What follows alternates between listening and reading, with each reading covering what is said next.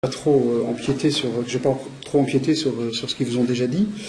Mais bon, comme le sujet proposé par le frère Rémy est assez large, j'ai fait un petit peu ma sauce personnelle à partir du sujet. Et avant d'en arriver à la question du sens ultime de la vérité, je voudrais, puisque c'est un petit peu mon terrain d'étude, si vous voulez marquer un contraste, une différence entre deux modalités de la vérité. Une modalité au sens métaphysique, et plus particulièrement grecque, puisque là encore j'étudie la philosophie grecque, et au sens platonicien. Qu'est-ce que, pour un platonicien, veut dire la vérité? Et essayer à partir de là, sur cet arrière-fond, de comprendre qu'est-ce que peut vouloir signifier la vérité au sens chrétien. Comment situer la vérité dans l'horizon de la révélation chrétienne, et comment cet horizon bouleverse assez radicalement, comme je vais essayer de le montrer, ce qu'on peut essayer de viser comme vérité dans le platonisme en particulier. Alors, pour dévoiler un petit peu d'emblée mes batteries et vous dire où je veux en venir, ce que je voudrais faire ce soir, c'est méditer sur le verset, ou en tout cas j'en arriverai là, sur le verset du psaume 85, qui dit « Amour et vérité se rencontrent ». Comment, en quoi, d'une certaine façon, cette formule du psaume de la rencontre de l'amour et de la vérité peut nous aider à définir ce que veut dire la vérité dans l'horizon du christianisme. Comment l'idée d'amour et l'idée de vérité se fécondent, s'enrichissent et se transforment mutuellement. Avant, cependant, d'en arriver là, je commencerai donc par quelques remarques sur l'émergence du concept de vérité dans le contexte de la philosophie grecque. Puisque ce concept, en grec donc aletheia, a une histoire. Son histoire est liée au destin de la philosophie, et le coup d'envoi de cette histoire, c'est la philosophie de Platon au 6e, 5e siècle avant Jésus-Christ. Alors, pour Platon, assurer les conditions de la vérité suppose d'accomplir deux choses. D'abord, en premier lieu, la vérité ne peut pas se situer dans notre monde sensible, le monde du devenir perpétuel. L'une des grandes thèses de Socrate, puis de Platon, son disciple, c'est que dans notre monde, dans le monde sensible, le monde que l'on peut percevoir par nos sens, il n'y a pas de vérité possible. Ce qui m'apparaît droit aujourd'hui pourra toujours m'apparaître brisé demain. Si je dis que Callias est grand à côté de Socrate, et qu'ensuite il se place à côté de Phédon, il apparaîtra petit. Donc le constat de base de Socrate est que le monde est trop fluide, il est en changement perpétuel, pour qu'il puisse être l'objet d'une vérité qui soit stable et définitive. Et l'un des critères majeurs de la vérité pour Platon, c'est qu'elle ne peut pas être en contradiction avec elle-même. Ce qui est vrai, c'est ce qui est identique à soi. Et donc, par contraste, le devenir au sens de la perpétuelle contradiction avec soi, n'est pas vrai. Donc, la conclusion s'impose d'emblée, si vous voulez, pour Socrate et pour Platon, qui perpétue l'enseignement de Socrate, c'est que ce qui devient ne peut être l'objet de la vérité. À partir de ce constat, de deux choses l'une. Soit il n'y a pas du tout de vérité, il faut renoncer à la vérité, et c'est une position philosophique très forte, possible, qui est celle du scepticisme. Soit il faut tenter d'élaborer un mode de la vérité qui ne soit plus vérité du devenir, de notre monde, mais d'autre chose. Alors de quoi? Ici apparaît une coupure, une distinction qui est sans doute la plus caractéristique du platonisme entre le devenir et l'être. Pour parler grec, le devenir c'est la génésis et l'être c'est l'ousia. L'ousia, c'est ce dont l'être n'est pas pris dans le devenir, dans la contradiction, ce qui, encore une fois, reste toujours identique à soi-même. Et c'est là l'objet propre de la vérité. Alors, on peut comprendre et définir la démarche platonicienne de la façon suivante. S'il doit y avoir une vérité, c'est une exigence, la vérité, je reviendrai sur ce point, alors cette vérité ne peut être immédiatement vérité du monde, changeant, mais elle doit être vérité d'un être qui soit, quelle que soit la manière dont on le comprenne, séparé du devenir. Cet être séparé, dans le mode d'être, le mode ontologique est distinct. Platon lui donne, peut-être que vous avez des souvenirs lointains de cours de terminale, Platon lui donne le nom de forme, d'eidos en grec, ou d'idée. Alors, à partir de là, deux remarques. La première remarque, c'est que cette position d'un être éternel, parfaitement stable, identique, ne signifie pas nécessairement chez Platon une simple désertion de la compréhension de notre monde. Ce qu'il dit, c'est que notre monde n'est pas compréhensible en lui-même et par lui-même. Ce que dit le platonisme, c'est que la compréhension du monde, l'intelligibilité du monde, lui vient d'ailleurs. D'autre part, c'est, si vous voulez, une vérité qu'on peut appeler par procuration. Je ne peux penser les choses et les êtres sensibles de ce monde parce que je pense d'abord la vérité en soi, dans son état absolu. C'est là, très précisément, ce fameux concept, la métexis en grec, la participation. Les êtres de notre monde n'ont pas leur vérité en elles-mêmes, mais hors d'elles-mêmes, dans leurs idées. Et donc, si vous voulez, le but de la philosophie, le but de la pensée, c'est ce mouvement, cet exercice qui consiste à faire le lien. L'instance du philosophe, c'est l'instance du lien entre notre monde et ses contenus intelligibles immuables, qui fait que, par exemple, pour penser ce qu'est une table, je dois rattacher la perception que j'ai de cette table avec l'idée intelligible de la table. Ou, pour prendre un exemple plus platonicien, si je dessine un triangle au tableau, cette forme que je vois et que je perçois, pour la définir, il faut que je pense le contenu, la définition intelligible du triangle, définition qui est éternelle et immuable pour un platonicien. Deuxième remarque. On pourrait définir la démarche platonicienne de la façon suivante. Je le dis tout de suite, la manière dont je vais définir cette démarche n'est peut-être pas à proprement parler platonicienne. Et c'est comme ça qu'on peut comprendre la démarche. Comme je le disais tout à l'heure, la question posée par Platon est: que doit être l'être pour que la vérité soit possible? D'une certaine façon, le fondement de la démarche platonicienne, c'est cette exigence de la vérité. Et une fois posée cette exigence, qui est le socle même de toute philosophie, il faut nécessairement poser l'existence d'un être qui permette de répondre à cette exigence. Et cet être, donc, c'est ce fameux être intelligible, cet ousia, qui existe de façon irréductible aux êtres du monde.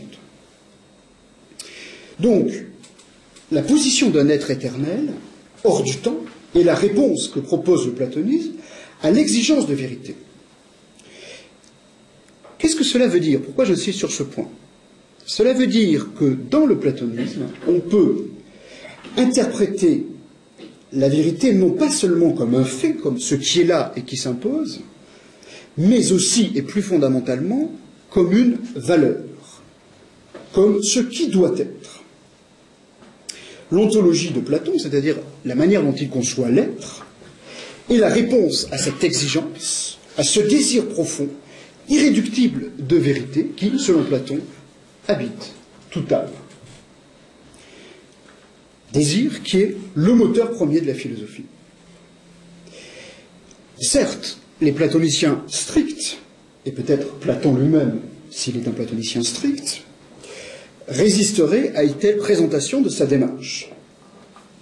Parce que pour un platonicien strict, on peut dire que la vérité des formes, elle est là, elle s'impose. La Elle n'est pas simplement ce qui est postulé comme réponse à l'exigence de vérité. Mais cette lecture qui fait, chez Platon, de la vérité une valeur, reste ouverte et possible. Et je reviendrai là tout à l'heure pourquoi ça me semble important de comprendre en quoi la vérité est une valeur et répond à un devoir-être. Il faut qu'il y ait une vérité pour que la philosophie soit possible. Et pourquoi il faut que la philosophie soit possible? Parce que c'est elle qui, pour un platonicien, est la meilleure des vies. C'est elle qui assure le salut de l'âme. Alors j'en viens à un autre geste fondamental du platonisme et qui concerne pas seulement l'objet de la vérité, mais la faculté capable d'appréhender cet objet, d'appréhender l'être ou le sien. Ici, Platon, et ça on n'en a pas conscience, mais historiquement c'est frappant, Platon invente, Platon innove. Et qu'est-ce qu'il invente? Il invente le concept de raison, le concept de logos en grec. Pourquoi, chez Platon, lorsqu'on lit les dialogues socratiques, y a-t-il un privilège si fort accordé au logos? Le logos, c'est ce qui définit l'exercice de la pensée par opposition à toutes les autres facultés qui relèvent du corps, l'imagination, le désir, la perception. Platon, là encore, part d'un constat assez simple. Si je perçois cette table par mon corps, si nous percevons tous cette table, nous aurons tous un point de vue différent sur la table.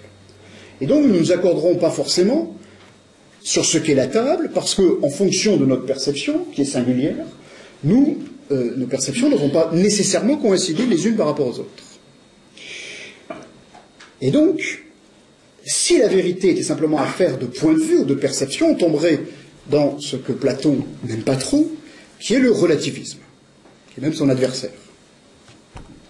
Et donc il faut, là encore, c'est encore une exigence, il faut postuler en l'homme une faculté capable de l'universel.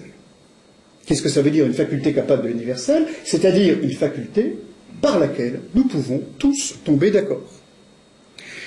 Si nous pensons une vérité mathématique, 2 plus 2 égale 4, nous la penserons tous, normalement, de la même façon. Et donc, ce n'est pas l'objet d'une perception. Par contre, encore une fois, si nous regardons dans le musée Phare qui est à côté un tableau, nous le percevrons tous différemment. Je lui poserai une autre question dans laquelle je ne m'engagerai pas, mais est-ce qu'il y a une vérité en art? Ce serait une autre question peut-être pour une autre conférence. Mais, en tout cas, la rationalité, donc, qui est le déploiement du logos, doit me permettre de penser une chose de la même façon que mon voisin. Donc, logos, faculté de l'universel. Et ce que Socrate, lorsque vous lisez, ce que je vous invite à faire, les dialogues de Platon, lorsque Socrate met en scène le dialogue, ou plutôt lorsque Platon met en scène les dialogues de Socrate, la visée du dialogue, c'est le logos. C'est-à-dire, c'est que chaque interlocuteur pense ce qui est dit au même niveau. Sinon, ça n'intéresse pas Socrate. Le logos, et la faculté aussi, dans l'horizon du logos, il y a une forme aussi d'harmonie, de concorde.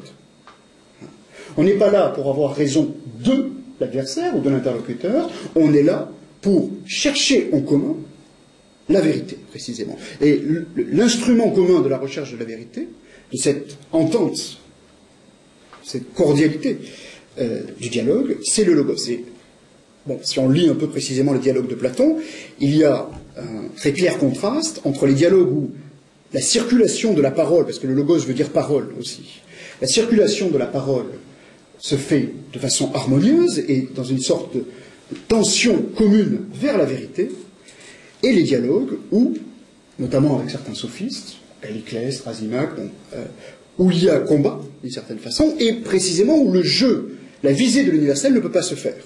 Et où le jeu de la parole n'est plus rationalité, mais le jeu de la parole est, d'une certaine façon, un combat. Et, encore une fois, avoir raison, c'est avoir raison de celui avec qui l'on parle. Donc le but du dialogue est cette tension, cette harmonie des raisons. La raison, le logos, semble donc bien être la seule faculté apte à saisir le vrai, encore une fois, parce que le vrai relève de l'universel. Il n'y a pas de vérité relative, il n'y a pas de vérité propre à chacun telle qu'elle m'apparaît.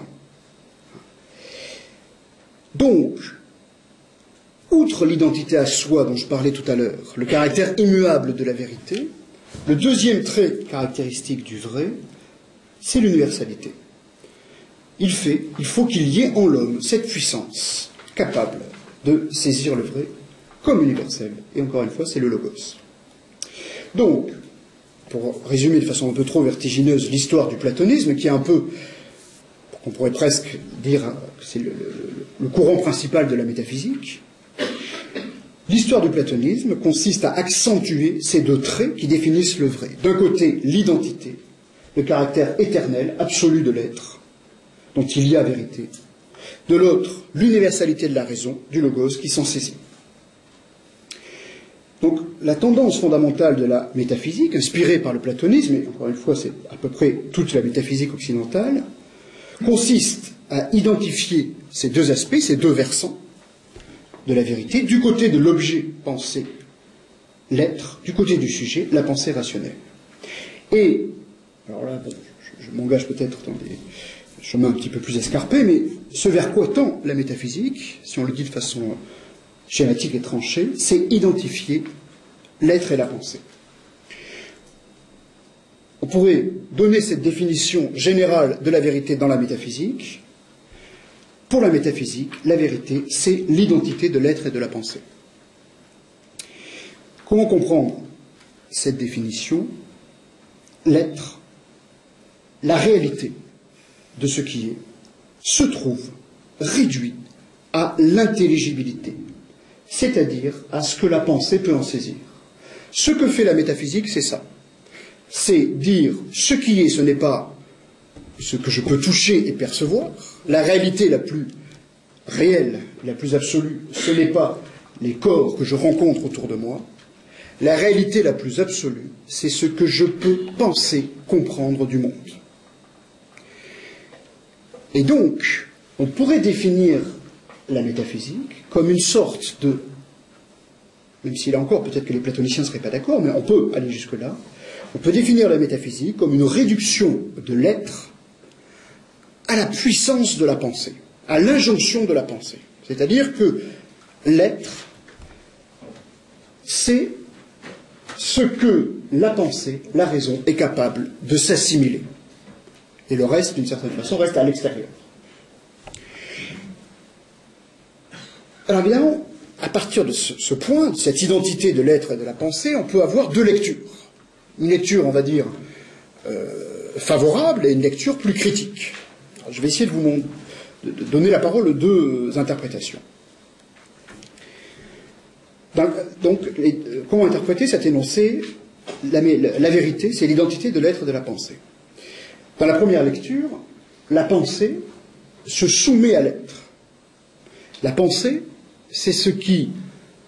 Le devoir de la pensée, c'est de recevoir l'être tel qu'il est, en soi. Et là, il y a un terme grec très souvent répété par Platon, qui est le terme katoto, en soi. Qu'est-ce que ça veut dire? Ça veut dire ce qu'est le réel en lui-même, et non pas ce qu'il est pour moi. C'est-à-dire que l'effort de la philosophie, c'est vraiment cela. C'est-à-dire tenter de saisir le caractère absolu, c'est-à-dire en soi, de ce qui est, et non pas réduire la pensée à mon point de vue, réduire l'être plutôt à mon point de vue. Donc, c'est une vérité qui doit se manifester d'elle-même sans que ma pensée lui surajoute quelque chose, sans que ma perception individuelle du réel le déforme ou en modifie la manifestation. Et le logos platonicien, comme j'ai essayé de le dire tout à l'heure, c'est cela.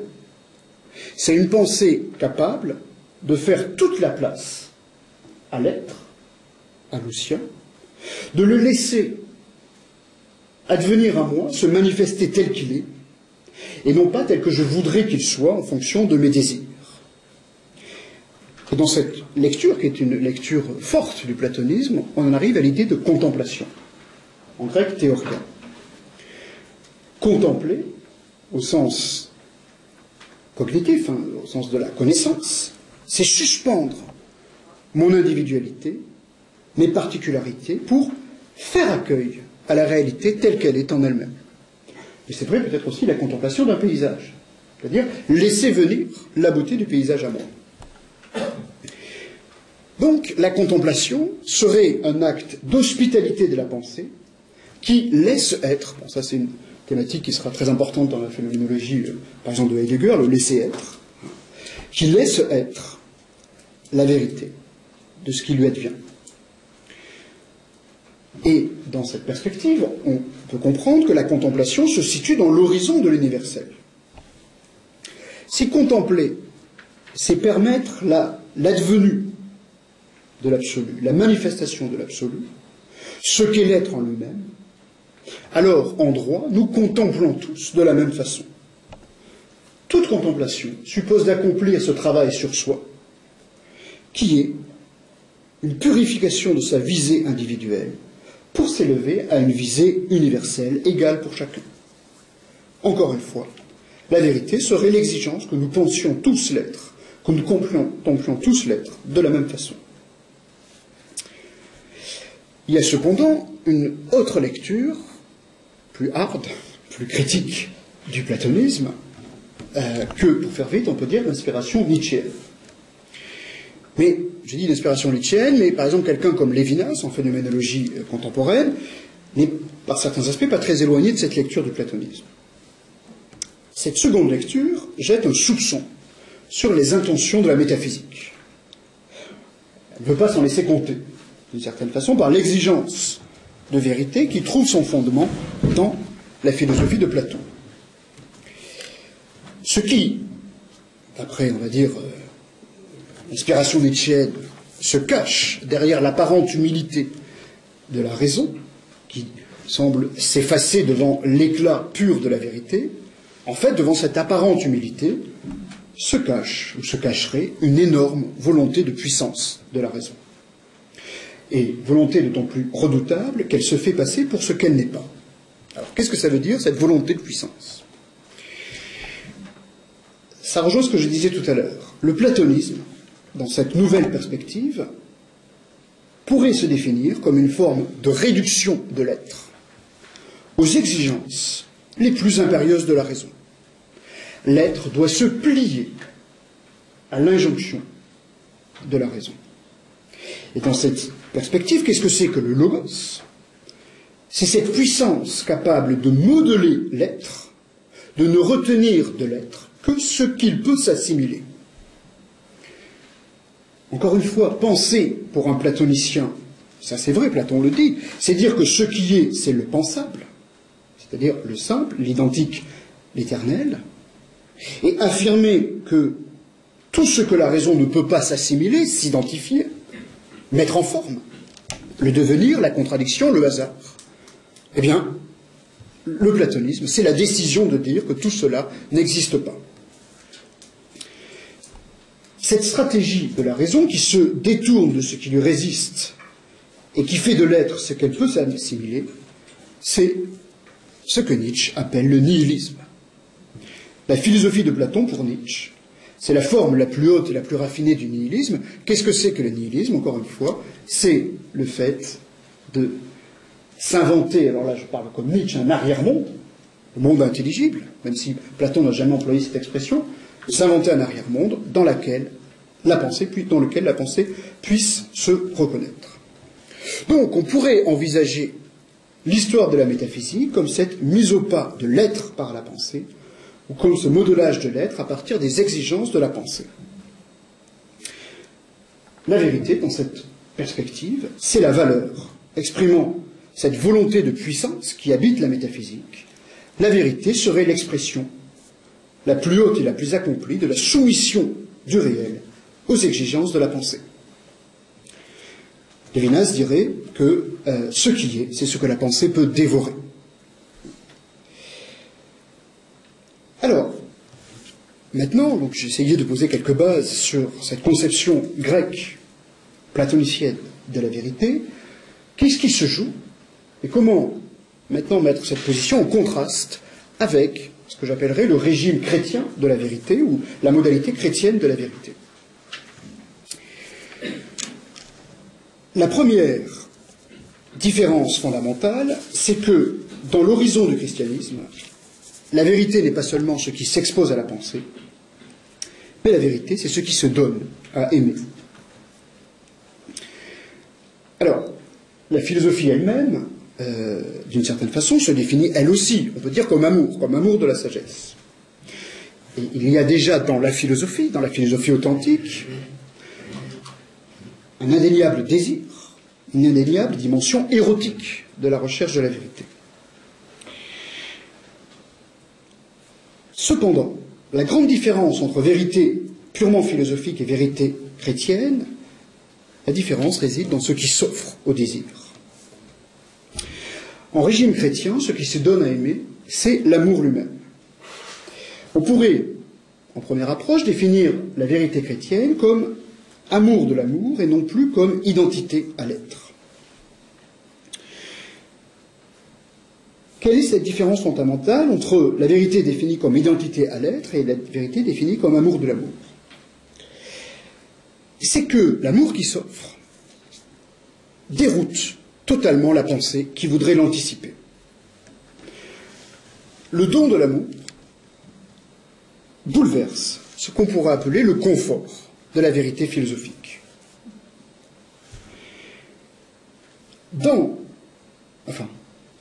En droit, dans le régime chrétien de la vérité, il n'y a pas de volonté de puissance de la raison. En tout cas, s'il y a volonté de puissance de la raison, si la raison veut encore façonner l'être à son image pour mieux se l'assimiler, cette assimilation est un échec.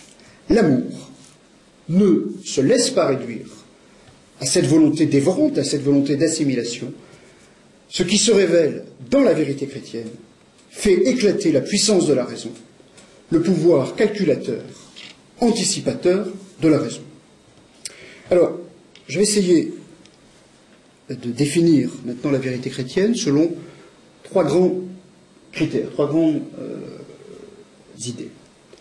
Je dirais que la vérité chrétienne est impossible, elle est inintelligible,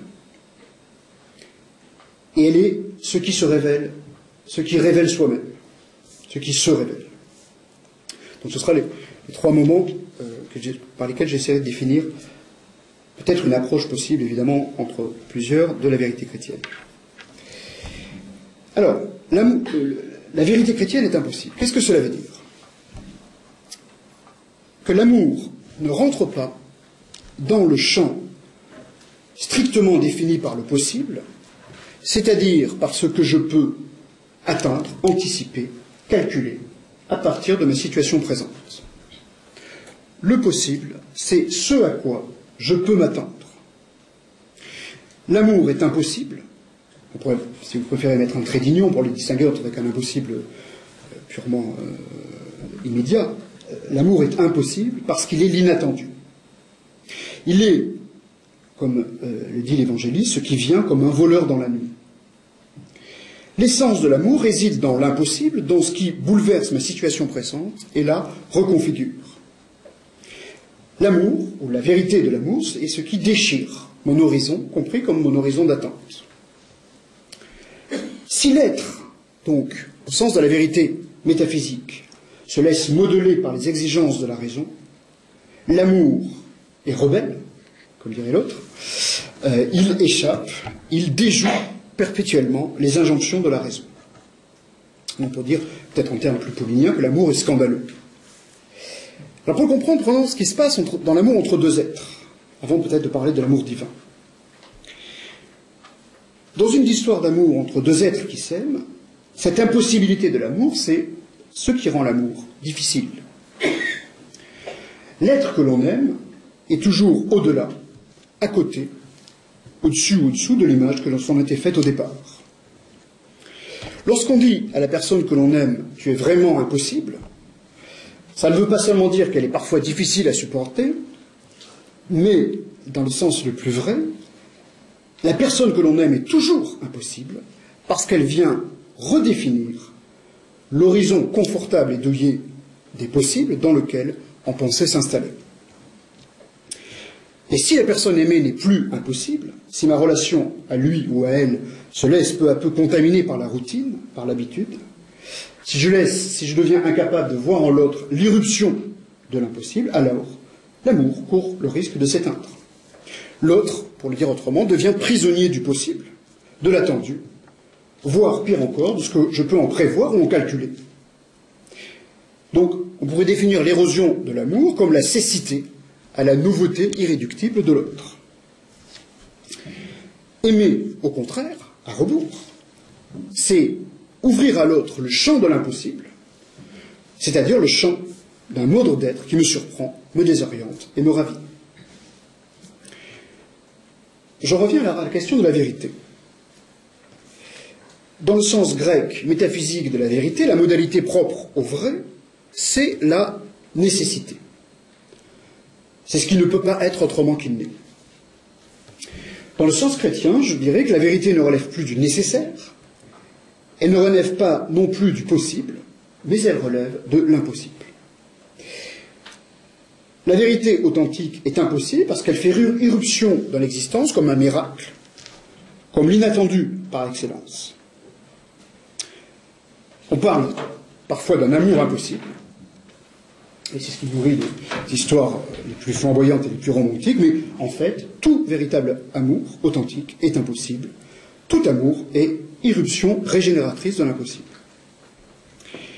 Alors, je l'ai dit, cette caractérisation de la vérité comme impossible suppose de rattacher la vérité à l'événement de l'amour. Tout amour advient, tout amour fait événement. Et comme j'ai essayé de le dire, c'est vrai déjà de l'amour humain, mais c'est vrai par excellence de l'amour divin dans la révélation chrétienne. On pourrait dire que l'amour divin révélé dans le Christ, c'est l'archi-impossible. L'impossibilité de ce qui se révèle dans le Christ fait éclater, comme une outre, de partout les limites de la raison. L'infini divin se fait fini et contingent, il assume une existence limitée à un point de l'histoire, l'esprit se fait chair, la vie éternelle meurt sur la croix. Tout ce qui se révèle en Jésus-Christ, toute la vérité qui se manifeste dans sa vie, sa mort et sa résurrection, est marquée au sceau de l'impossible. Et il faut se rappeler ce que dit saint Paul dans l'Épître aux Corinthiens, nous prêchons un Messie crucifié, scandale pour les Juifs, folie pour les païens. S'il faut penser la vérité chrétienne, il faut la penser comme une vérité folle, une vérité qui vient renverser l'ordre du vrai bâti par la puissance de la raison. Alors, ce qui est intéressant, me semble-t-il, dans cette perspective, c'est que le croyant comme l'athée disent de l'événement du Christ, c'est impossible. Mais évidemment, ils n'interprètent pas cette impossibilité de la même manière. Pour l'athée, l'impossibilité du Christ veut dire exclusion définitive du champ du réel, de ce qui a eu lieu ou peut avoir lieu. Alors, bon, un athée vous dira que l'homme qui est mort sur la croix pouvait être un grand prophète, mais il n'est pas possible que ce soit un Dieu, et donc il n'est pas possible qu'il ressuscite. Ça, c'est ce que fait peut-être un esprit saint, rationnel, qui observe l'événement du Christ en le réduisant au strict champ du possible, de ce qu'un esprit saint, rationnel, donc, peut concevoir. Et dans cette perspective-là, la croix a le dernier mot. Le croyant dit toute autre chose lorsqu'il dit c'est impossible. L'impossible ici, c'est ce qui advient de plus loin et de plus haut que le champ limité des possibles qu'est le monde. L'impossible est le hors-monde, ce qui transgresse le régime propre du monde, mais malgré tout advient dans son cœur. Encore une fois, la vérité chrétienne dans le Christ est archi-impossible. Cela veut dire qu'elle est cette irruption qui transfigure le sens du monde, qui ouvre le monde à une possibilité infinie, qui le dépasse. Cette possibilité infinie, c'est-à-dire, du point de vue de la raison, cette impossibilité, c'est que le monde soit aimé, que l'amour se donne au monde. pour un chrétien, que Dieu aime le monde, rien de plus impossible, et pourtant rien de plus vrai.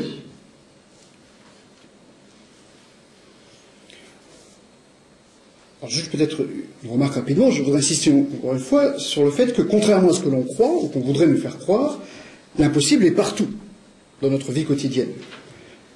L'impossible, j'essayais de l'exprimer, ce n'est pas seulement le fantasme illusoire d'un amour infini qui viendrait sauver le monde, comme l'avance l'athéisme, mais le moindre geste gratuit, la moindre générosité authentique, sans calcul, c'est déjà de l'impossible. Que quelqu'un m'aime, c'est déjà impossible. Je le dis sans modestie excessive, je dis que c'est impossible, parce que le possible, c'est ce qui se calcule. Si l'amour vrai et gratuit, il est incalculable et imprévisible, et donc impossible.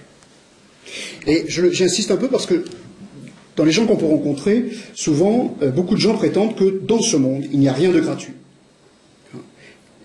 Et donc, s'ils ont raison, un monde sans gratuité, je pense que c'est un monde infernal. Mais le fait que quelqu'un m'aime, sans raison, dans la gratuité, c'est cela l'impossible. Bon. Alors, deuxième point, si vous voulez, pourquoi cette vérité est inintelligible? La question qui se pose maintenant, comme tout à l'heure on disait que la faculté qui permettait d'appréhender l'être en métaphysique, c'était le logos, la raison, la question qu'on peut poser, c'est qu'est-ce qui, en l'homme, peut accueillir cet impossible? Certes, la vérité qui se révèle en Christ, et je veux dire c'est même un devoir, peut être approchée par la raison. Et c'est la vocation du chrétien de rendre raison de l'espérance qui l'habite.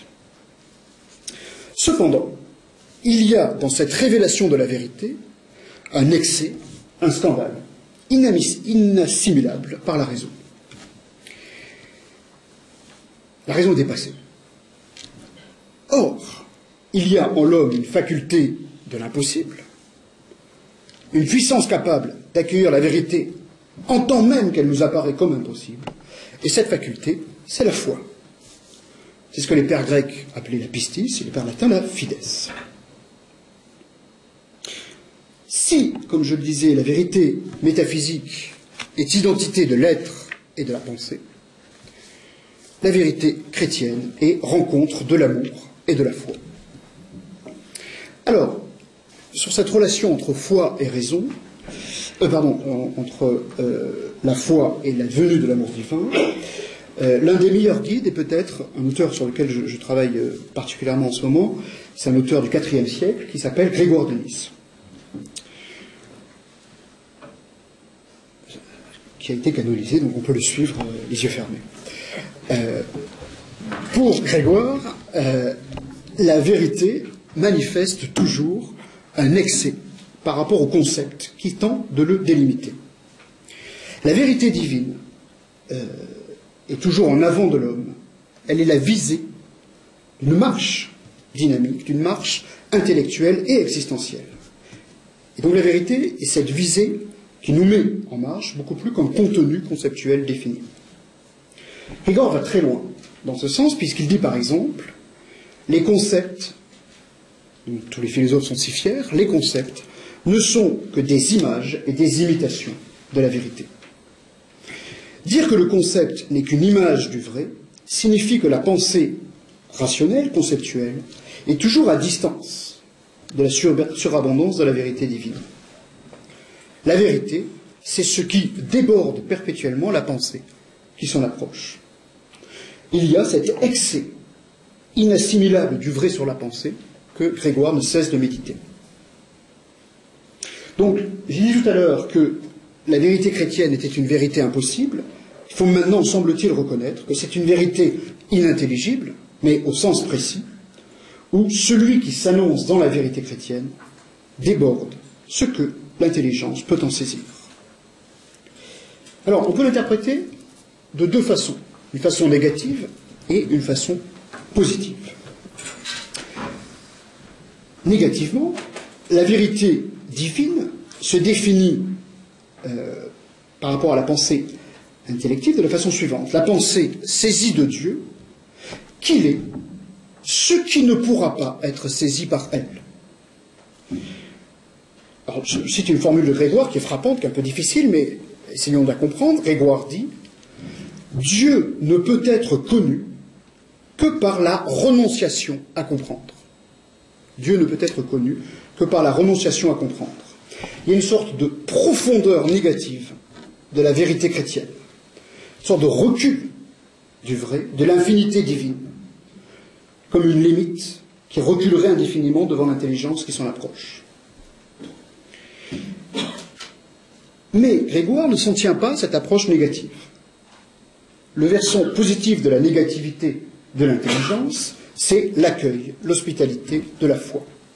Voici ce qu'il dit, par exemple, ça dans le commentaire au Cantique des Cantiques, l'âme qui est acheminée par les concepts vers la connaissance des réalités insaisissables doit donc faire habiter en elle, donc il s'agit de donner l'hospitalité, faire habiter en elle, par la seule foi, en grec c'est diamones pistéos, la nature qui surpasse toute intelligence.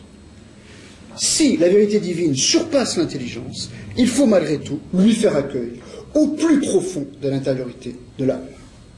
Qu'est-ce que c'est que la foi? C'est l'hospitalité accordée à une vérité dont je ne pourrai jamais totalement rendre raison.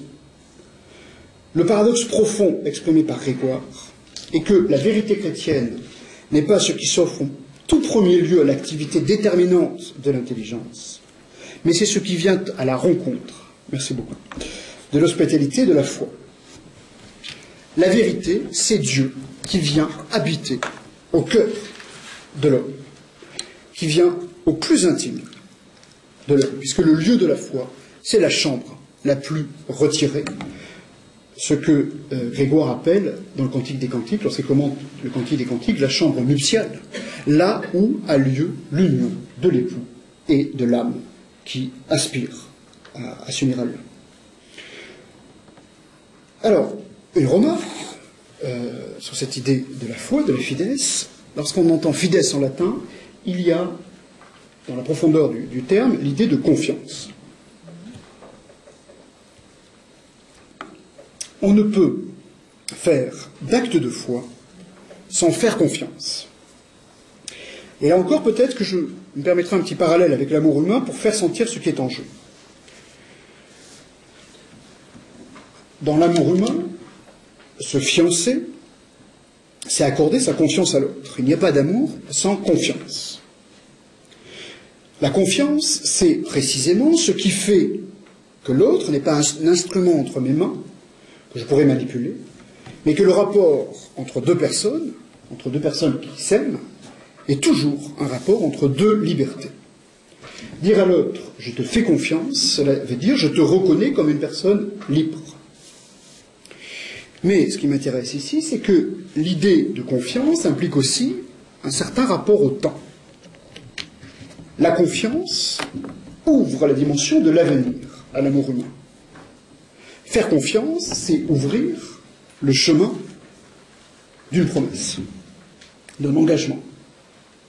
Cela permet aux personnes qui s'aiment de ne pas s'absorber dans la jouissance du présent, dans la fascination du moment présent, qui peut, on peut comprendre que c'est fascinant, hein, le rapport les yeux dans les yeux avec la personne qu'on aime, mais il faut devenir aussi capable de projeter son histoire dans l'advenu d'un futur.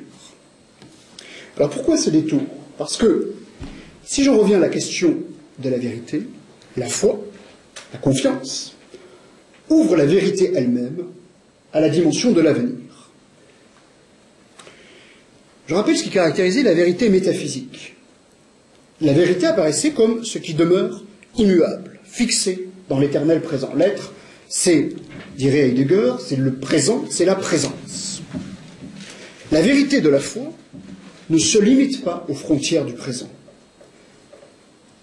La vérité de la foi fait éclater la frontière du présent et s'ouvre à la dimension de l'avenir.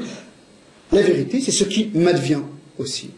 On pourrait faire ce jeu entre avenir et advenir. Dans ce sens-là, on peut dire aussi que Dieu a un avenir pour la foi. Que la vérité de Dieu est toujours à venir.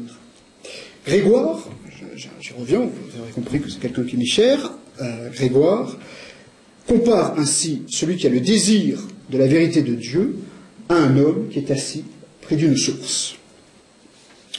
C'est un passage assez beau, mais un peu long et peut-être un peu difficile, je vais essayer de ne pas aller trop vite, des homélies sur le Cantique des Cantiques. Si longtemps que cet homme demeure près de la source jaillissante, toujours cet homme en sera au commencement de sa contemplation de l'eau. Ainsi en va-t-il de celui qui porte ses regards sur la divine et infinie beauté. Comme ce qu'il découvre à chaque instant se révèle plus merveilleux, et sans comparaison avec ce qu'il a déjà pu saisir, il admire ce qui ne cesse de surgir devant lui. Donc la beauté de Dieu est un surgissement perpétuel, ce qui ne cesse de surgir devant lui. Mais jamais il ne s'arrête dans son désir de voir, parce que ce qu'il attend est sans comparaison plus magnifique encore et plus divin que ce qu'il a vu.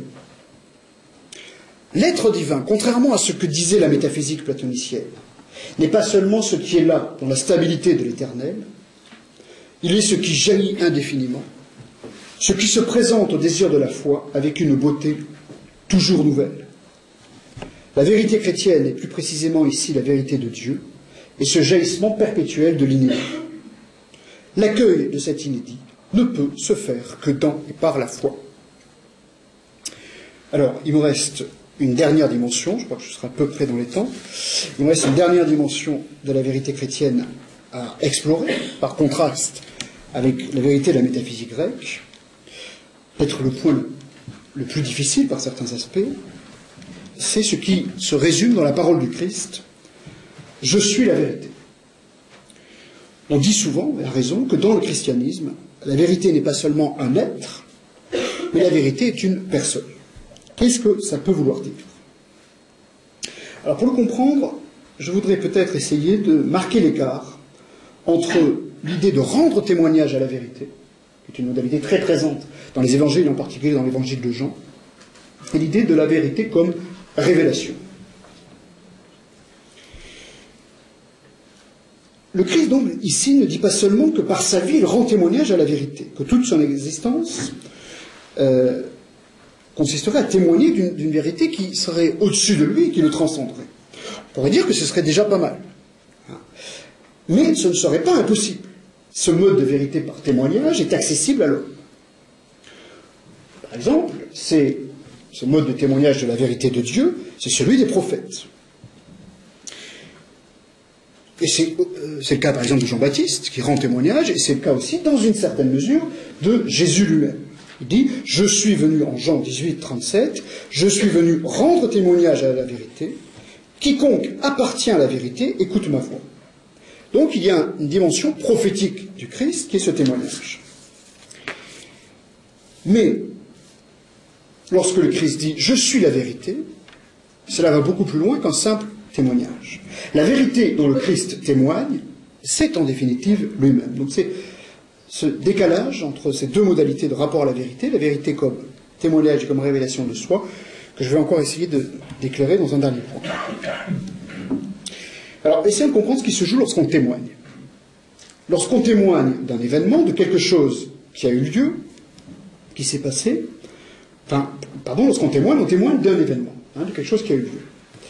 Et par contre, on ne témoigne pas d'un théorème mathématique ou d'un principe logique que tout le monde peut saisir par lui-même. Donc on témoigne de quelque chose qui a eu lieu et auquel les personnes devant lesquelles on témoigne, par exemple dans un tribunal, n'ont pas eu accès. Lorsque le témoin dit « c'est vrai », cela veut dire « ça s'est bien passé comme cela ». Ce qui m'intéresse, c'est que la vérité en jeu dans le témoignage, c'est la vérité d'un événement et non pas d'un concept ou d'une proposition. Et c'est pour ça que peut-être que la vocation chrétienne est une vocation de témoignage. Et le rapport le plus authentiquement chrétien à la vérité est sans doute ce rapport de témoignage, parce qu'on témoigne d'un événement, quelque chose qui a eu lieu dans le Christ. Mais, de fait, reconnaissons que nous n'avons nous-mêmes accès à cet événement qu'est le Christ, à la vérité de ce qu'a vécu le Christ, qu'à travers précisément des témoignages, celui des apôtres, des évangélistes, qui ont recueilli la tradition apostolique. Et évidemment, toute la fragilité de ce mode de vérité chrétien, c'est qu'un témoignage suppose toujours que l'on puisse le récuser, en douter. Dans un témoignage au cours d'un procès, les avocats vont essayer de récuser le témoin, de le mettre en difficulté. Il n'a pas bien vu ce qu'il dit, ou ce qu'il semble avoir vu. Et par ailleurs, dans le témoignage, subsiste aussi une dimension subjective, un point de vue particulier sur l'événement dont on témoigne, et on ne peut pas nier que les évangiles sont des témoignages aussi au sens où ce sont des points de vue sur l'événement. Et qu'il y a une forme de richesse d'appropriation singulière. Mais le Christ n'est pas seulement celui qui rend témoignage à la vérité, et ici à la vérité qui est Dieu, comme pourrait le faire un prophète, même si en tant qu'il est homme, il assume lui aussi cette dimension de témoignage, c'est-à-dire de distance entre le témoin et ce dont il témoigne, mais la vérité ne fait pas qu'en témoigner, il en est la manifestation directe. Le Christ est la manifestation de la vérité de Dieu. Alors, comment le comprendre? Ça ne veut pas dire que le Christ est une simple apparence du divin, une simple image extérieure de la vérité, mais il est la vérité insondable et mystérieuse de Dieu, dans sa profondeur insondable, qui s'est, pour employer un mot philosophique, cette vérité qui s'est phénoménalisée pour apparaître aux yeux des hommes. Et donc, qu'est-ce que la vérité? C'est ce cheminement du secret de la profondeur cachée de Dieu vers sa manifestation pour les hommes. La vérité, c'est cette dynamique. C'est exactement ce que dit le prologue de Saint Jean. Le Verbe était la lumière véritable qui éclaire tout homme. En grec, alethinon phos, lumière véritable, reprend consciemment le vieux vocable grec de la philosophie pour dire la vérité, aletheia. Dans son sens chrétien, la vérité doit être saisie dans le champ de l'apparaître, de la phénoménalité. La vérité est ce qui se révèle soi-même, ce qui se manifeste soi-même. Cela veut dire que dans le Christ, si on fait une analyse un petit peu phénoménologique, dans le Christ, on a affaire à un apparaître, à un phénomène qui est totalement singulier, qui n'est comparable à aucun autre phénomène du monde. Qu'est-ce qui se passe dans le monde? Dans le monde, les phénomènes manifestent toujours autre chose qu'eux-mêmes. Ils sont l'apparition d'un être qui reste inaccessible en lui-même. Et donc il y a scission dans le monde entre l'être en lui-même et son apparaître. Le phénomène qu'est le Christ n'est pas une apparition qui laisserait l'être divin à l'extérieur de lui. Mais encore une fois, je suis conscient que c'est difficile à comprendre, mais il est Dieu lui-même se manifestant, se faisant manifestation. Et donc Dieu, et c'est là tout l'enjeu évidemment de la théologie trinitaire et de la théologie christologique, le Christ n'est pas un doxal, une apparence, avec tous les débats qu'il y a eu autour de cette question au IVe siècle, mais le Christ est Dieu lui-même. Dans le monde, tout phénomène est apparence d'autre chose que soi. Dans le Christ, le phénomène est révélation de soi-même. Je dirais, pour conclure, même si peut-être le dernier point était encore plus difficile, mais je dirais pour conclure que c'est pour cela que la vérité du Christ est si bouleversante, si difficile à saisir. Et c'est pour cela, comme dit le prologue de Jean, que le monde ne l'a pas reconnu. Toute la difficulté lorsqu'elle est confrontée à la vérité du Christ est de reconnaître en lui, dans cet homme qui a vécu à Nazareth, la vérité qu'est Dieu lui-même, et non pas un simple prophète ou un homme particulièrement inspiré qui témoignerait d'une vérité transcendante par rapport à lui.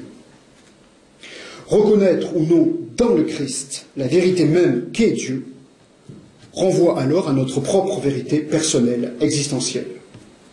Et l'enjeu, et là on a quitté définitivement les rivages du platonisme, l'enjeu n'est plus seulement intellectuel ou épistémologique. Reconnaître le Christ comme vérité, prendre au sérieux la phrase « Je suis la vérité », c'est s'engager soi-même à vivre dans la vérité. Ce qui signifie s'engager à manifester dans sa propre vie la vérité qu'est le Christ, a manifesté dans son existence l'amour impossible de Dieu pour les hommes, qu'est le Christ. J'en ai fini.